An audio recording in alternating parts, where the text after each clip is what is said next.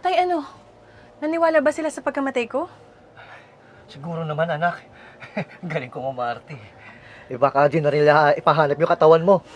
Ewan ko na lang kung makahabol pa yung kumpanya nyo. Naku, Tay. Oh. Parang may tao sa labas. Oo nga, sandali lang. Diyan ka na lang ha, diyan ka na lang. Sige, Tay. Sige, Tay. Oh. Sino po sila?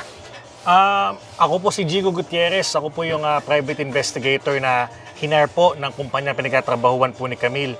Nandito po kasi ako para magtanong kung ano po ang lagay ng kaso po niya. Siyempre, yung biglaan po niyang pagkawala. Ako ba? Hindi ka ba nanonood ng balita? Ha?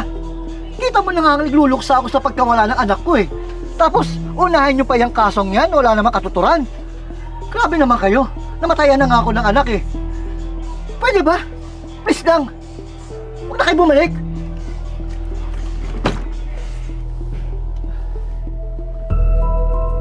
Tay.